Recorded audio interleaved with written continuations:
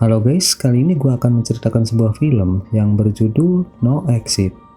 Film bergenre thriller yang dirilis pada tahun 2022 dan merupakan adaptasi dari novel berjudul sama karya Taylor Adam. Menceritakan seorang gadis bernama Darby yang terjebak badai di rumah pengunjung bersama 4 orang asing. Tanpa sengaja, dia melihat seorang gadis kecil dalam keadaan terikat dan mulut tersumpal di dalam sebuah van.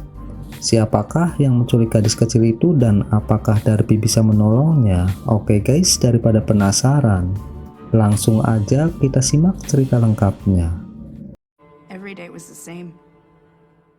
Di sebuah pusat rehabilitasi, beberapa peserta rehab berkumpul untuk menceritakan perkembangan mereka selama mengikuti rehab sampai akhirnya giliran Darby, seorang gadis yang mengikuti rehab karena kecanduan narkoba.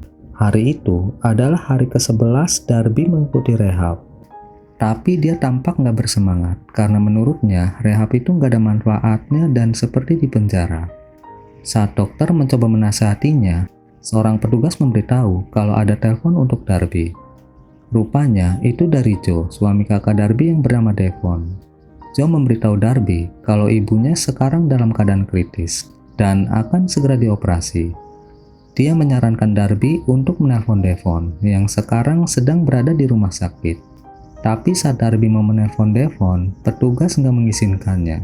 Begitu juga dokter. Meskipun Darby bilang kalau ibunya dalam keadaan sekarat, mereka tetap nggak mengizinkannya. Karena memang peraturan di situ, pasien hanya diperbolehkan menerima telepon. Itu membuat Darby sangat kesal. Malamnya saat semua orang tidur, Darby meminjam HP salah seorang peserta rehab yang menyembunyikan HP untuk menelpon Devon. Darby pun minta Devon menjelaskan kepada dokter agar dia diizinkan mengunjungi ibunya di rumah sakit.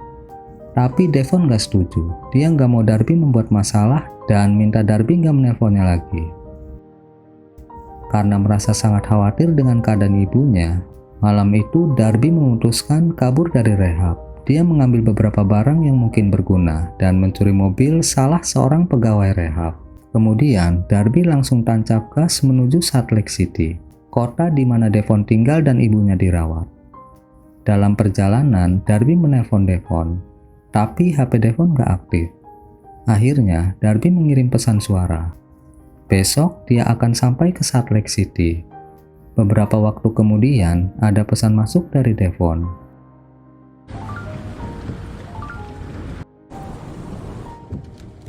Tapi pesan itu membuatnya sangat sedih. Devon minta Darby nggak usah datang karena ibunya nggak mau bertemu dengannya. Devon juga memberitahu kalau ibunya kemungkinan nggak akan selamat. Untuk beberapa saat, Darby hanya diam. Dia bingung apakah dia akan melanjutkan perjalanan atau tidak. Sampai akhirnya dia ketiduran.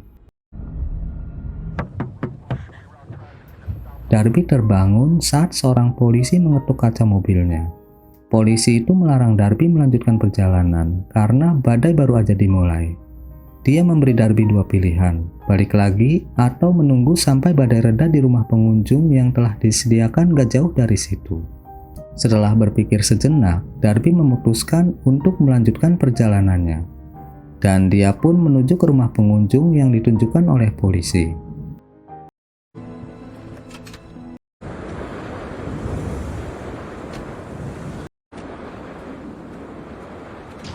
Ada beberapa orang di situ. Seorang pemuda yang sedang tidur, sepasang suami istri bernama Ed dan Sandy, dan pemuda gondrong yang sibuk dengan urusannya sendiri. Untuk menghangatkan tubuhnya, Darby menyeduh kopi panas yang udah disediain di tempat itu. Karena badai, di tempat itu nggak ada sinyal sama sekali. Saat Darby mendengar Ed bicara ke Sandy kalau dia mendapat sinyal walaupun cuma 10 detik, Darby langsung keluar mencari sinyal. Saat sedang mencari sinyal, Darby kaget mendengar suara gedoran yang berasal dari sebuah van. Dan saat dia memeriksa van tersebut, ada seorang anak kecil dalam keadaan terikat dan mulut tersumpal, berteriak minta tolong. Darby pun berusaha menolong anak kecil itu, tapi pintu mobil itu terkunci. Setelah menenangkan anak kecil itu, Darby pun memfoto plat nomor mobil itu. mobil itu terdaftar di wilayah Nevada.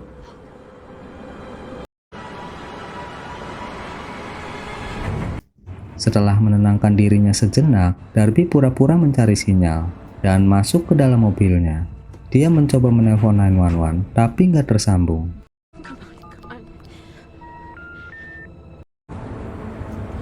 Melihat Ed keluar, Darby mengambil sebuah alat dan langsung keluar dari mobil. Dia mencoba bersikap sewajar mungkin dan kembali masuk ke dalam rumah.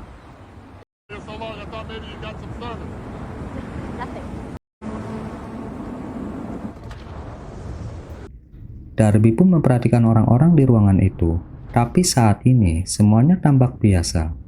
Sandy yang melihat Darby mengajaknya untuk bergabung dengannya dan Ed.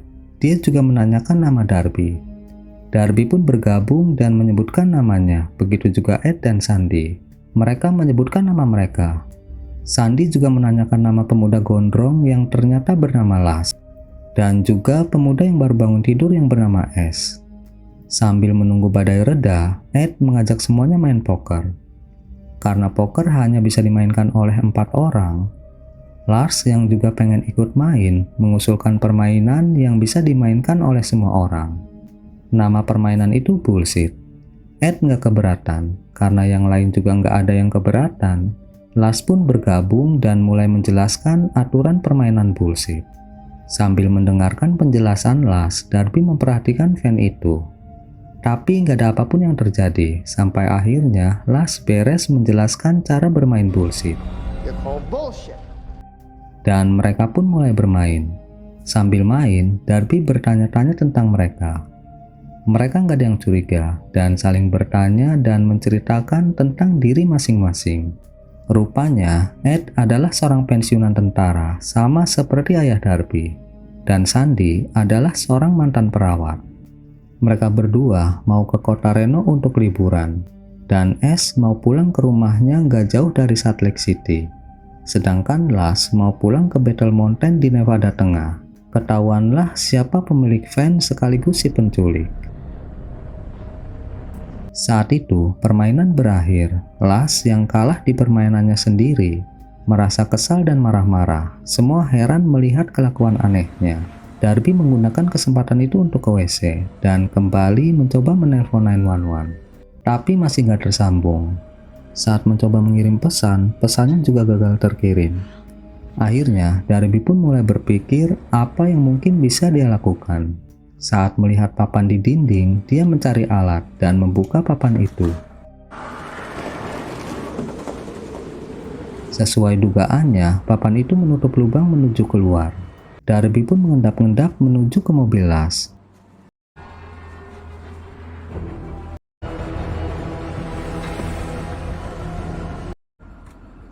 Setelah mencapai mobil, Darby langsung mencongkel pintu mobil dan menolong anak itu. Rupanya, anak itu sedang sakit. Dia memakai gelang yang biasa dipakai pasien rumah sakit. Tapi Darby nggak sempat menolong anak itu. Karena saat itu, Las datang sambil marah-marah. Dia sangat kesal karena kalah main kartu tadi. Itu membuat anak kecil yang rupanya bernama Jay ketakutan. Lars pun menenangkan Jay kalau dia nggak marah padanya. Saat melihat kardus penutup kaca mobilnya terbuka, Lars kaget dan langsung membetulkannya. Dia minta Jay jangan melakukan itu lagi.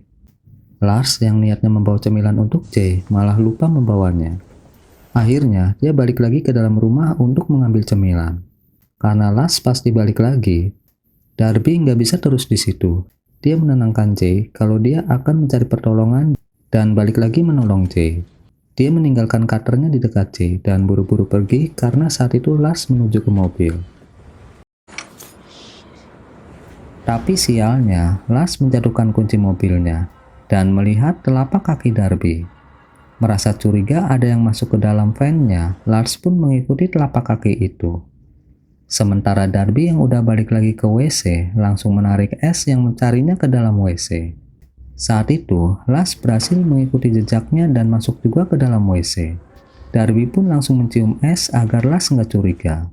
Setelah Lars pergi, Darby menceritakan semua yang dia lihat kepada S. Lars juga kemungkinan curiga padanya, Sepertinya dia menemukan jejaknya dan mengikutinya sampai ke dalam WC. Akhirnya, Ash minta Darby untuk memancing Lars keluar.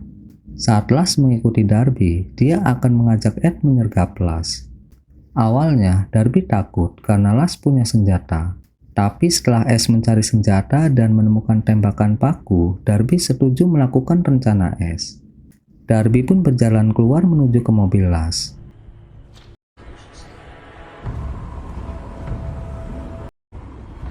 Sesuai dugaan, Lars langsung mengikutinya.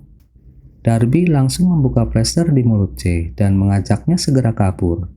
Tapi Jay merasa takut. Saat Jay bilang yang menculiknya 2 orang, Darby sangat kaget.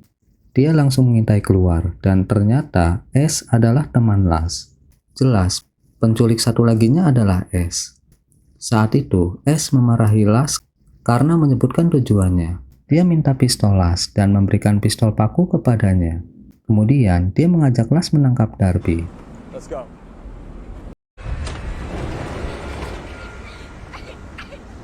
Tapi Darby udah kabur. Saat mendengar suara mencurigakan, mereka segera berlari ke arah suara. Go around.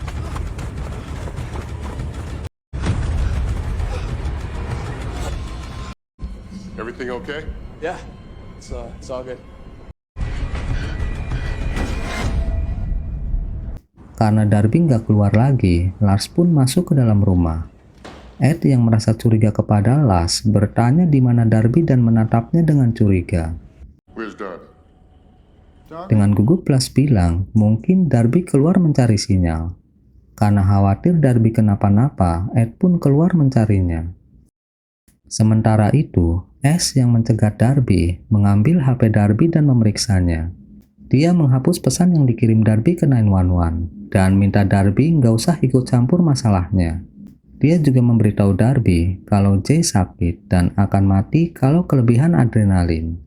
Jadi perbuatan Darby malah akan memperburuk keadaannya karena dia nggak akan mencelakakan Jay.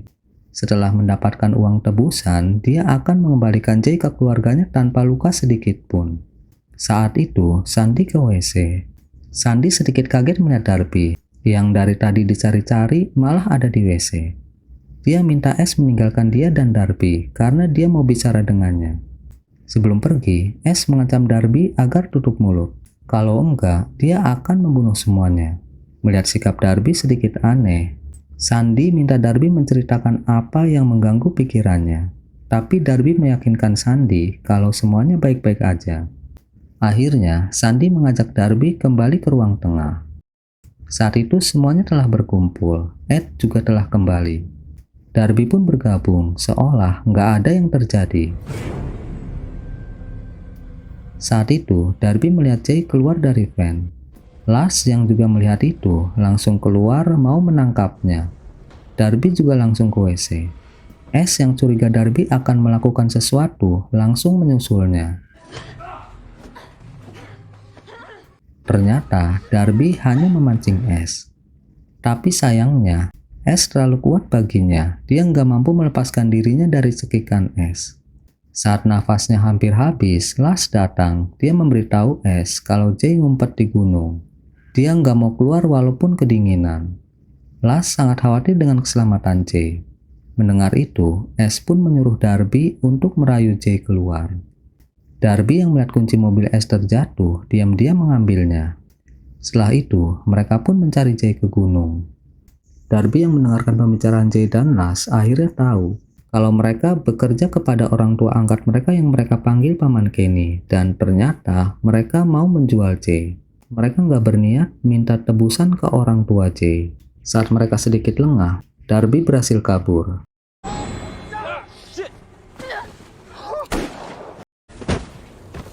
Ed yang mendengar suara tembakan langsung keluar untuk memeriksa, tapi dia malah menemukan Jay tergeletak pingsan.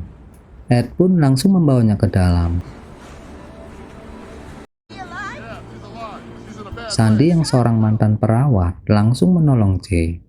Sementara itu, Darby bersembunyi dari kejaran Ash dan Lars.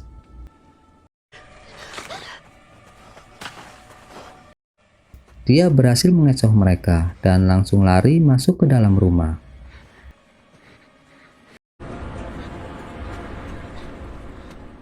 Melihat Jay udah ada di situ, Darby lega. Dia pun memberitahu Ed dan Sandy kalau Ash dan Lars menculik anak kecil itu dan menyekapnya di dalam mobil. Darby mengajak Ed dan Sandy segera lari dari tempat itu karena Ash punya senjata. Tapi saat itu, Ash dan Lars udah sampai di depan rumah. Ash minta mereka menyerahkan Jay dan gak akan ada yang terluka. Tentu aja, Ed gak menuruti mau mereka. Dia langsung mengganjal pintu dengan kursi, seenggaknya itu akan menghambat mereka. Melihat itu, Ash berniat menyerbu masuk. Tapi saat mereka mulai maju, Ed mengancam akan menembak mereka, dan ancamannya berhasil. Ash dan Lars langsung berlindung. Meskipun mereka nggak yakin Ed punya senjata, tapi mereka nggak mau ambil resiko. Lars merasa sangat khawatir dengan Jay karena dia membutuhkan obatnya. Ash pun menggunakan itu untuk menekan Ed agar menyerahkan Jay. Kalau enggak, Jay yang membutuhkan obat akan mati. Sandy yang seorang perawat tahu kalau Ash nggak berkata bohong. Dia pikir lebih baik menyerahkan Jay dan membiarkan mereka membawanya. Tapi Ed dan Darby nggak setuju. Darby pun bilang mereka nggak akan bisa pergi karena kunci mobil Ash ada padanya. Mengetahui itu, Ed pun balik menekan Ash. Jika Ash memberikan obat Jay, dia akan memberikan kunci mobil Ash dan membiarkannya pergi. Ash baru sadar kalau kunci mobilnya nggak ada. Dia pun mengajak Lars ke mobil. Sesaat kemudian, mereka balik lagi membawa dirijen berisi bensin. Melihat itu, Darby dan Sandy pun panik. Setelah berpikir sejenak, Ed minta Darby menyembunyikan kunci mobil Ash dan juga kunci mobilnya. Dengan begitu, mereka nggak akan bisa pergi. Darby pun menyembunyikan kunci-kunci itu. Setelah itu, dia balik lagi dan memberikan alat yang dia temukan kepada Ed untuk dijadikan senjata. Sandy juga mengambil semprotan merica dan mereka pun bersiap-siap menyambut kemungkinan buruk yang akan terjadi. Saat itu, Ash mulai berhitung. Saat hitungan kedua, Jay tiba-tiba sadar. Dia kaget melihat Sandy. Is this Lowry? Rupanya, Sandy adalah pembantu di rumah Jay. Suatu hari, Jay memaksa Sandy untuk menari. Kalau enggak, dia akan menceritakan kepada orang tuanya kalau dia melihat Sandy menghisap ganja di beranda. Akhirnya, Sandy terpaksa mengikuti mau Jay. Dia jadi bahan tertawaan Jay dan teman-temannya. Karena masalah itu, Sandy merasa sakit hati kepada Jay dan bekerja sama dengan para penculik yang dia kenal lewat internet untuk menculik Jay. Merasa kedoknya udah terbongkar, Sandy pun memberitahu Ash kalau Ed nggak punya senjata. Dia juga langsung menyemprot mata Darby. Sementara Darby kesakitan, Sandy menjelaskan kepada Ed kalau dia terpaksa melakukan itu. Karena Bang bilang tabungan masa depan dia dan Ed entah bagaimana telah hilang. Ed benar-benar shock, dia nggak bisa berkata-kata dan menyerah. Sandy yang menerima obat Jay dari Ash langsung menyuntik Jay yang kritis. Kemudian, dia kembali menjelaskan kepada Ed kalau semua yang terjadi itu di luar rencananya. Seharusnya dia nggak bertemu dengan para penculik. Jay juga seharusnya nggak terluka. Setelah mendapat uang tebusan, semuanya beres. Tapi saat Darby bilang kalau Ash dan Lars nggak berniat minta tebusan dan mau menjual Jay, Sandy benar-benar kaget. Dia sama sekali nggak tahu tentang itu. Dia pun minta Ash agar nggak menjual Jay. Lagi pula, mana ada orang yang mau membeli Jay seharga $2 juta. Kalaupun ada, orang tua Jay pasti mau dan mampu membayar mereka 3 kali lipat. Tapi Ash bilang masalahnya bukan uang. Kalau dia nggak mengirimkan Jay, dia tamat. Mendengar itu, Sandy pun menyerah. Dia udah nggak peduli lagi dengan uang. Dan minta Ash pergi membawa Jay. Dia juga memberitahu Ash kalau Darby lah yang menyembunyikan kunci mobilnya. Tapi Ed melarang Darby memberitahu Ash.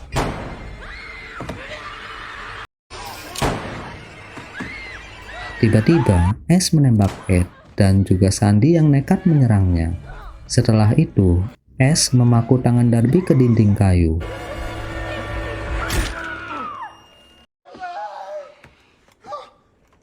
Setelah itu, Ash membantu Lars yang matanya kena semprot merica karena melindunginya. Mumpung mereka lagi nggak ada, Darby mencoba sekuat tenaga melepaskan tangannya yang dipaku. tapi tangannya menancap kuat.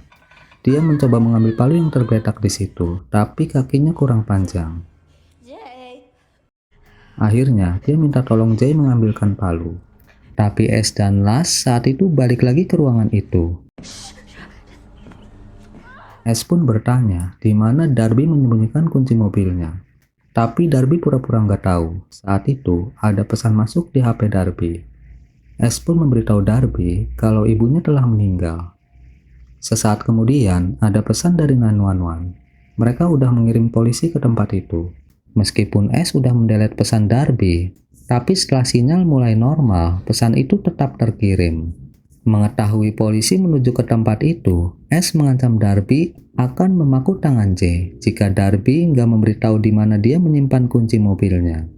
Akhirnya, Darby terpaksa memberitahu Ash kalau dia menyembunyikan kunci mobilnya di salju di luar kamar mandi. Ash pun memberikan pistolnya ke Lars dan menyuruhnya mengawasi Darby. Setelah itu, dia langsung mencari kunci mobilnya.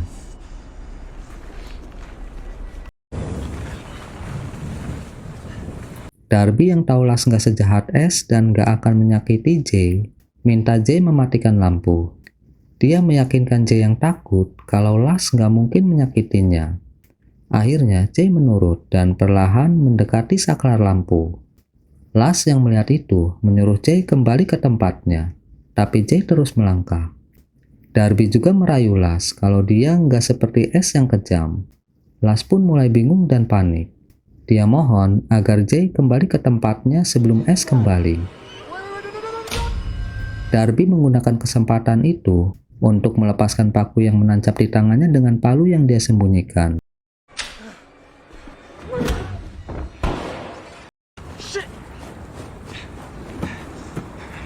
Ash yang mendengar suara tembakan langsung berlari ke dalam. Darby minta Ash menyerah, kalau enggak dia akan menembak Lars. Saat Ash bingung, tiba-tiba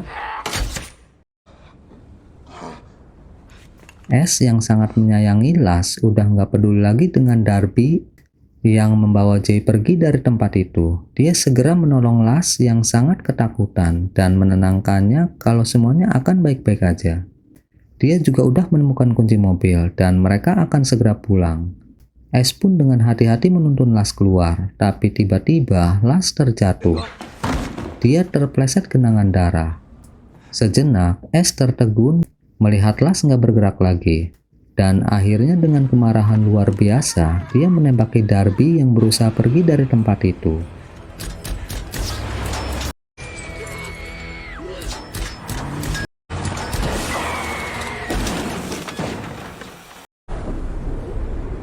Setelah itu, Ash membakar rumah pengunjung.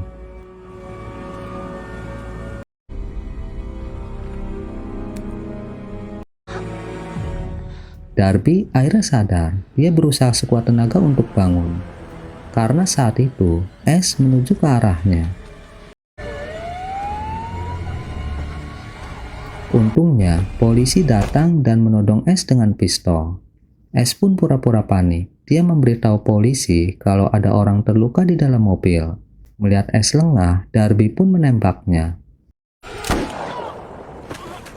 Polisi yang melihat Darby mau kembali menembak Ash terpaksa menembaknya. Darby pun terkulai lemas. Ash pun langsung mengambil pistol Darby dan menembak polisi. Tapi saat dia mau menghabisi Darby, dia kehabisan peluru. Ash pun mengambil pistol paku dan menembakkannya ke polisi yang sekarat. Lalu dia mengambil pistol polisi. Dia berniat menghabisi Darby yang sekarat. Tanpa Ash duga, Darby menusuk lehernya. Dan akhirnya Ash pun tewas. Jay yang dari tadi pingsan akhirnya sadar. Dia memanggil-manggil Darby. Tapi Darby nggak menjawab. Dia menggunakan sisa tenaganya mengambil radio polisi untuk minta pertolongan. Waktu pun berlalu. Darby kembali mengikuti rehab. Dan saat ini udah masuk hari ke-48. Sejak kejadian itu, Darby bersahabat dengan Jay. Terlihat lukisan dari Jay di tembok kamarnya. Saat itu, ada seseorang yang mengunjungi Darby.